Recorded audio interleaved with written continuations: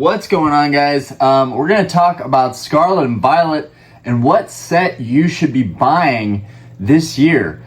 Scarlet Violet base came out. That seems to be pretty fantastic. Paldea Evolved just dropped. That seems to be really good. But already everybody is talking about Pokemon 151 and, of course, Obsidian Flames because they've got to hit us with the Charizard drip.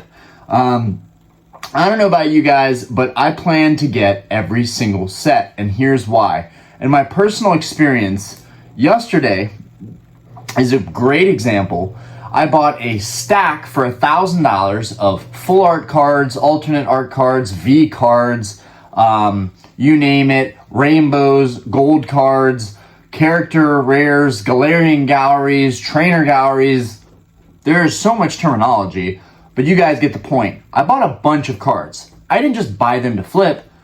Well, I didn't buy them at all to flip. I bought them pretty much entirely for my binder sets. And it really didn't make a dent in my binder master sets at all. These sets are so large, guys, that you're gonna be very hard pressed to buy your bulk, buy all the full arts, buy all the alternate arts separately. And I think it's very expensive to be opening product, but with all these sets coming out, the best way to keep up with it is to open the product. It's to open your product. You get all your holos with Scarlet and Violet, with the pull rates being enhanced, with the fact that you're getting the reverses, 2 reverse slots, and you're getting the guaranteed holo rare. You're pretty much guaranteed to complete these sets by opening the product.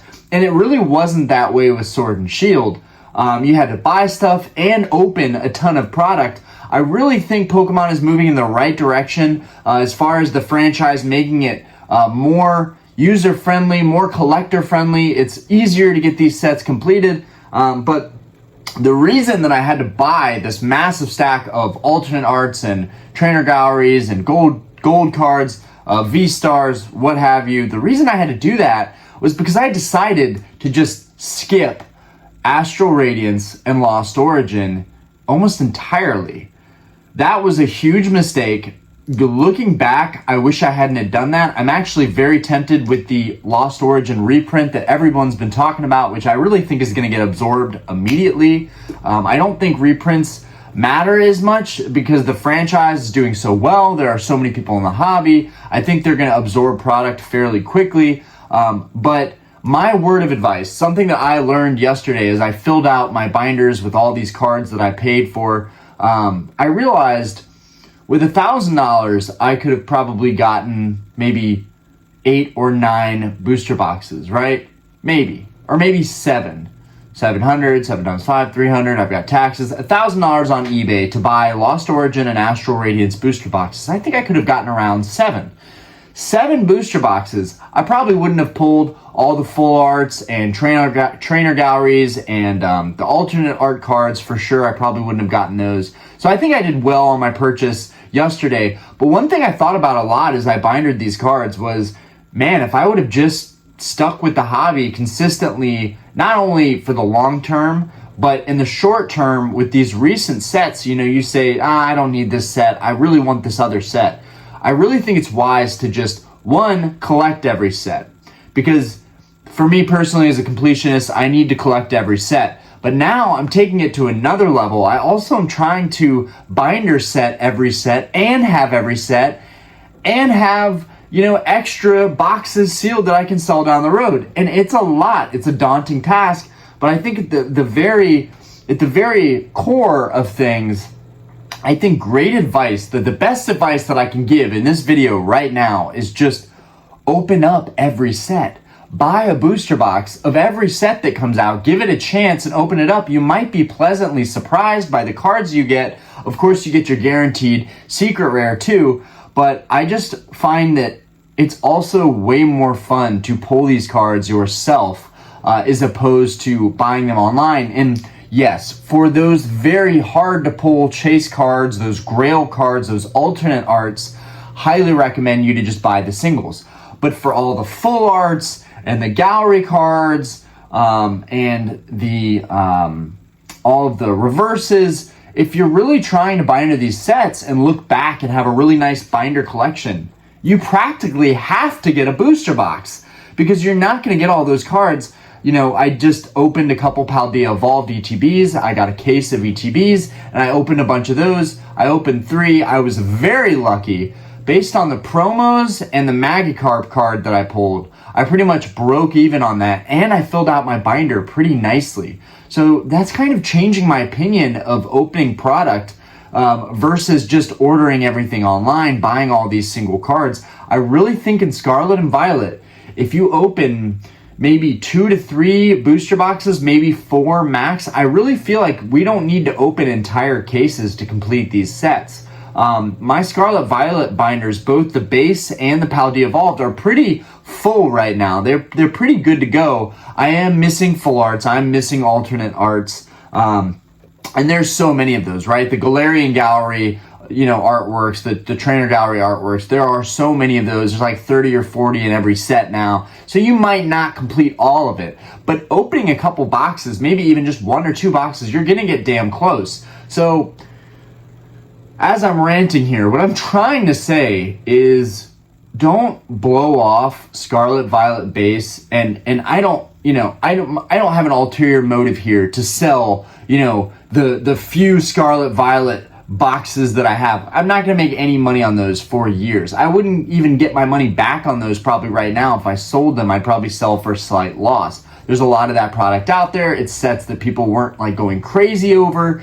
But I do think they're going to appreciate really well, as everybody says in the cliche phrasing. I think it'll do really well long term. Yeah, I think everything in the Pokemon universe seems to do really well long term. But in terms of right now, I think Obsidian Flames, I think a lot of people are going to want that set because it's got the Charizard drip.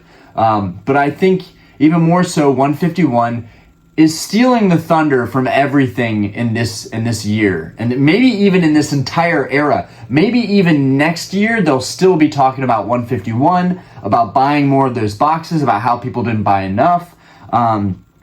And trust me, I am hyped for 151. I'm really excited for 151. I think it's going to be so much fun to open up that set. So many good artworks: the Nidoking, the Dragonair, all the starter artworks and the evolution lines.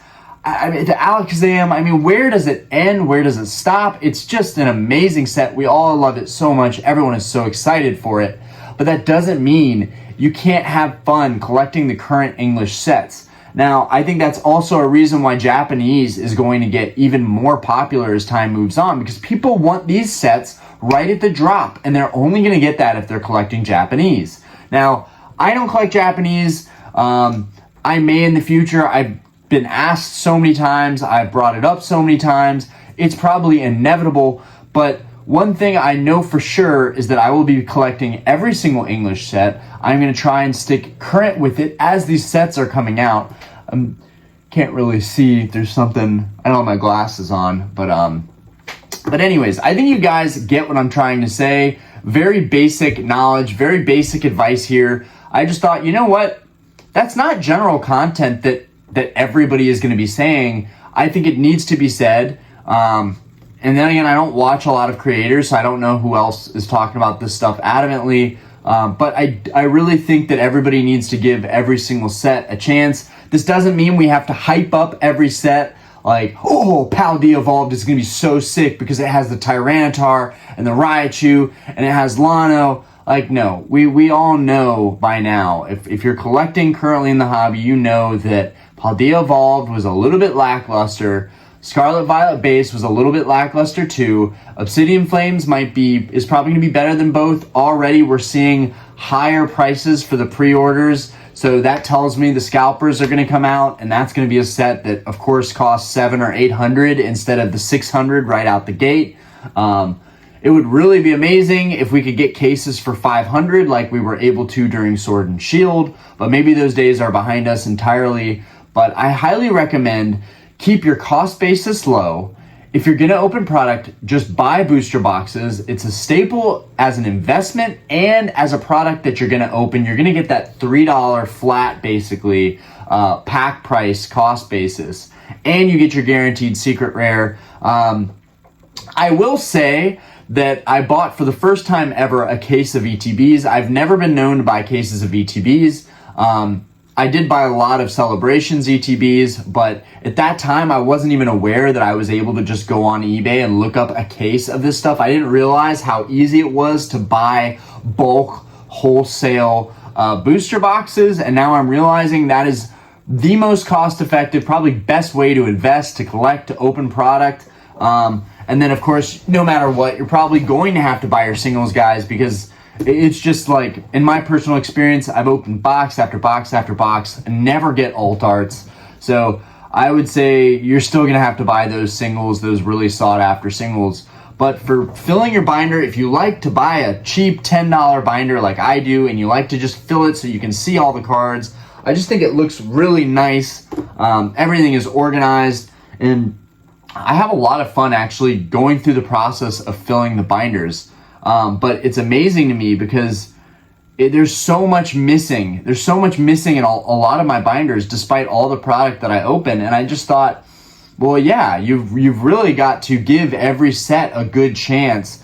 Like in Sword and Shield, I would open maybe 10, 15 packs of Fusion Strike and be upset that I didn't get, the Chase Mew VMAX, which I now have from my purchase yesterday. But, opening up Brilliant Stars, I opened probably 5 booster boxes or 4 booster boxes worth, and I didn't get the alternate art Charizard, and I was pissed about it. I'm still kind of pissed about it, but in the grand scheme of things, you really are going to have to open up a lot of product to fully fill out these sets. So right when these sets drop, I highly recommend just buy a couple booster boxes or buy a case, open one up, enjoy the set for what it is. When 151 comes out, I mean, everyone's already talking about 151, right? But when that set comes out, it's going to be really expensive.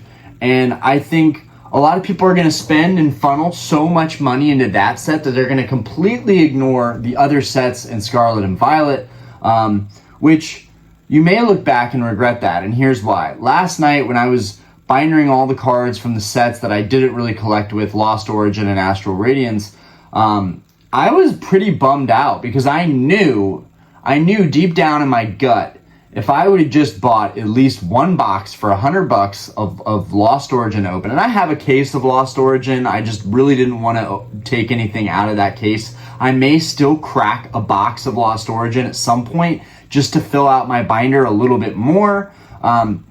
But I know that if I would have just spent $100 on Astral, $100 on Lost Origin, I would have filled out my binders a lot more and maybe even potentially pulled the cards myself, which would have been a lot of fun. I just think that a lot of people are going to focus way too much on 151, and it's going to take away the magic from these other sets. That's pretty much all I have for you guys today. Hopefully you find this video insightful and helpful. I know that moving forward, I am never going to discount a single set. No matter how much it gets trashed, I am going to try and buy every single set and give them all a chance, because you never know what happens down the road. And sometimes I think if a set is heavily ignored by the masses, maybe there's a chance that set will actually be really valuable down the road because nobody collected it, nobody has it. And I really do think that there's a chance of that, a possibility of that. That, lackluster sets, people are like, oh, this is just a cheap set, I'm just buying it to crack it open, whatever, I'm gonna look for some chase cards and maybe flip those. I think very few people are like, I'm gonna build a position in Paldea Evolved, But that's what I did with Scarlet and Violet base. I bought several cases of it because I really felt like, even though there wasn't a whole lot going on in Scarlet Violet base, I felt like it was the turn of an era, and moving forward, I was never going to look back and regret not buying into a set. Now, I would like to buy several cases of every set, but I really had to slow down for Paldea Evolved, and I said, you know what, it's not sustainable to buy several cases of every set. You're going to burn out. You're not going to have money to collect the vintage stuff or the stuff that I really like, alternate arts that I really want. So instead of buying several cases, I'll probably buy 1 or 2 cases of booster boxes and then maybe spend the rest of that money on a nice vintage collectible, maybe some more theme decks, because I really like collecting theme decks, or maybe, I'll buy a modern alt art in a high PSA grade. That's that's where I think I'm going to spend a little bit more of my money. But there's also that part of me that's like, I know it's boring, but I feel like the smartest, most calculated move is just buying a bunch of sealed cases, just buying a bunch of booster boxes. And everybody has the foresight now. Everybody is doing the same thing. But I think at the same time, there's a lot of people that know they should be buying booster boxes. We know that that's the staple investment of this hobby. We know that's the thing that's probably going to work long term, yet we don't do it. We're still buying random cards off eBay. We're still buying stuff that's really hyped up that we're overpaying for. We're still going for the Grail cards and nothing else. And I don't know. I feel like the most sound advice is either save your money and be patient for one set that you think is going to be really good. I think this year everybody knows that's 151, but I'm a completionist, so that doesn't work for me. So I need to just buy a box or buy a case of every single set. So that way I don't look back with regret like that set was cheap. I could have bought a lot of it. I could have opened it myself, and then I wouldn't be in this position where I'm backtracking and buying cards that aren't really that valuable, or cards that I really don't even want, but I'm buying them anyways just so that I can have a more well-rounded master set collection. And the same advice that I'm regurgitating here over and over. Just try and collect every set. Give every set a chance. Don't let 151 completely cloud your judgment on buying these other sets. And I think that's what a lot of people are going to do. I think we're all just waiting for 151. It's going to be scalper season for sure. God, who knows? It's going to be crazy. Come September and November, it's going to be September, October, November. It's going to be crazy. You know, I think Paldea Evolved did so well with their ETBs, so that's why I bought a case of ETBs, because of the Pikachu promo. It just looks phenomenal. In fact, where, I gotta get it. Just to show as an example, I think there is a place for the ETBs. I think buying a case of booster boxes and a case of ETBs is really smart, because some people down the road, no matter how much they love buying sealed product, buying booster boxes, there's that promo that just really stands out, and I think that's where the ETBs will do really well. And one thing that's great about Scarlet and Violet is that their ETB promos have been on point, guys. Highly recommend buying the ETBs or buying cases. That way you get your lowest cost average of $35 a case. I doubt that's going to happen with Obsidian Flames. We got the Charmander promo being thrown into that ETB. It's going to be nuts. But this is the promo from Paldea Evolved. This guy right now is doing very, very well. This Pikachu promo is steadily going for like $10 on eBay. I'm really, really happy about that. But if you don't care much about Pikachu, the ETBs are a great way to go. You buy an ETB, you put your Pikachu on eBay, you get your $10 or your $9 after fees, 50 cents to ship it out. And now your net is $25, or maybe with tax, $27, whatever. But with 9 packs, you're at $3 flat a pack. I really think the ETBs for Scarlet Violet really do very well and stand out amongst the other products. And I think Obsidian Flames, even more so. Who knows how much that Charmander promo is going to be. I really think if the Pikachu promo, now granted, this Pikachu promo is not only beautiful, but it features all the other starters from Paldea on it. That's a pretty big deal in my opinion. You've got the mascot of Pokemon plus the starters from Paldea, which everybody loves if they played Scarlet and Violet on Switch, which, speaking of, I really need to start playing my Switch more. I spent way too much money on the Switch. Not to mention I bought 2 of them because I thought it would be a really cool sealed investment.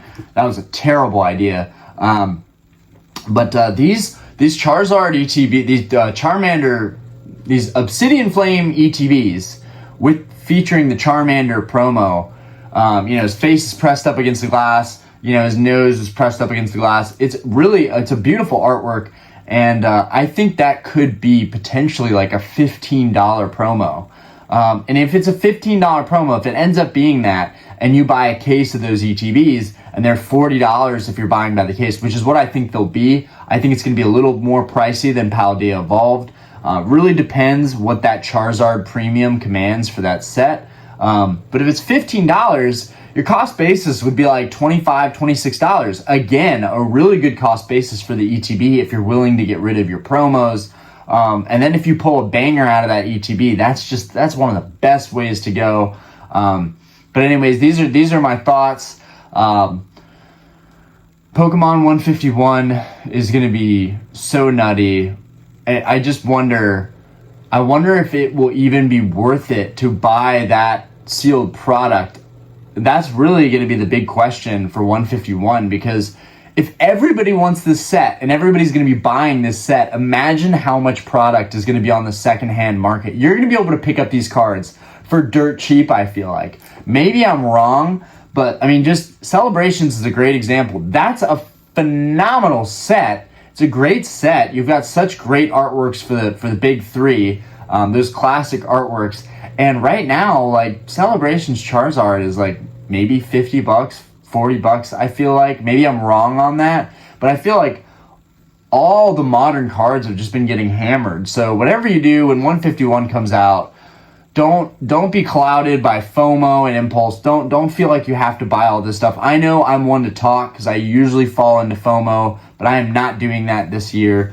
I'm going to buy sealed product, and I'm going to wait things out for the more pricey cards. I'm definitely planning to open some 151, but it really will be interesting. If they print 151 into oblivion, and there's so much of it out there and everybody wants it, everybody's talking about it, everybody's opening it, those singles are going to be worthless. Like, other than completing the set, I feel like there's not going to be a whole lot of value associated with that set if everybody has the same cards. But we're going to find out. If it's a more limited print run, people have talked about this. I think Champion's Path maybe is a good example. I feel like maybe that one wasn't printed into oblivion, but we're going to find out. It's a whole lot of speculation. That's what a lot of people on YouTube are doing. We're really speculating. We're really, we're curious to see what happens with the market, but ultimately nobody really knows what's going to happen until these sets actually roll out. I mean, the Japanese sets that have already dropped, 151 is already available in Japanese. You can buy these cards on eBay. That's a pretty good barometer of what's going to happen. But also, the Japanese prices don't quite correlate with the English prices. So I think that's not the best indicator of what's going to happen with this set in the US when it drops. But anyways, I've ranted for way too long. It's supposed to be a 10-minute video. I have to go to work. Anyways, peace. Thank you guys for watching the video. Appreciate you guys for coming out. If you came out to the live last night, I unveiled my first Gold Star Pokemon cards ever in PSA 9 grades. Well, my first ever PSA graded Gold Stars, because my first Gold Star was the Alakazam, which I picked up for like $60. There's still deals out there, but I went through in the live last night, I went through a stack of all these different kinds of cards, all these different kind of holos from Sword and Shield, from mainly Astral and Lost Origin, the sets that I didn't pick up. And that was really my main purpose for making this video, is just to relay to you guys that if you sleep on these sets now and you change your mind and you become a completionist and you become a higher caliber collector and you're like, dang it, I have to complete all these sets, or I have to try and at least binder these sets. My main reasoning, and this is the last thing I'm going to say, I'm going to let you guys go, but my main reasoning for collecting all these sets and having them bindered is the organizational purpose of it. Whenever you find these cards or buy a collection locally and they have all the cards from these sets, you're just going to stack them in a box, really. Like, you're not going to be organizing them and then they're just going to flood back out to the market at some point. You're going to flip them, whatever. But if you have all the sets bindered and everything is really organized very well, when you do find collections, you can fill in those gaps and fill in the cards that you don't have if they're all bindered. I have a long way to go with my binder collection. I still have to complete some of my Wizards of the Coast stuff, Skyridge, Aquapolis, Expedition, and then I have so much to collect in the middle eras. We've got Diamond and Pearl, we've got Black and White, you've got XY. Sun and Moon, of course, which I shouldn't have slept out on. That was really stupid on my part. But over the next couple years on this channel, you guys are probably going to see me go on a hell of a journey. I've been talking about completing my Wizards of the Coast sets for so long, and I still haven't even hit that point yet. So, you know, it could be a decade. It literally, for me and my pay grade and the rate that I'm collecting, it literally could be years to a decade until I finally complete everything, all of these sets, till I at least binder them and buy at least one box of like every set. And I don't even know if you're able to buy boxes of sets from like, I mean, XY is still available. There's still a lot of that product. Sun and Moon, there's still a lot of that product, even though the team up box is like just heading north of $2,000. That's so scary. I guess that's due to the Latias Latios card being a $3,000 card right now. But I don't know about the black and white or the diamond and pearl era stuff. Who knows what a booster box from that era costs right now? Like, I don't even want to know what those boxes cost, but who knows? Maybe one day I can actually try and complete master sets of every collection. That is the goal. It's going to take forever. And on top of just being a completionist and completing all these, every set has those grail cards, right? Every set has those secret rares. Every set has those cards that, you know, like the older cards, the crystals, the gold stars, Neo Destiny with the shining cards. I mean, there are some niches that are just very expensive to keep up with. And that's why, again, reiterating the point, to just keep up with these sets. You never know what's going to go crazy down the road. You know, I think everybody has a pretty good idea of what's going to be really valuable down the road, but sometimes it's the stuff that you're not even thinking about that ends up being really, really valuable down the road. It's stuff that you don't even see coming. So it'll be interesting to see what's left in store for the rest of the year, but it almost just feels like there's no buildup of hype, because we're all just waiting on 151. We're all like, okay, we're done with these sets, but I highly urge you guys to just try to collect every single set. I think you'll be happier in the long run. Anyways, I really have to leave now. I'm gonna be late. Peace.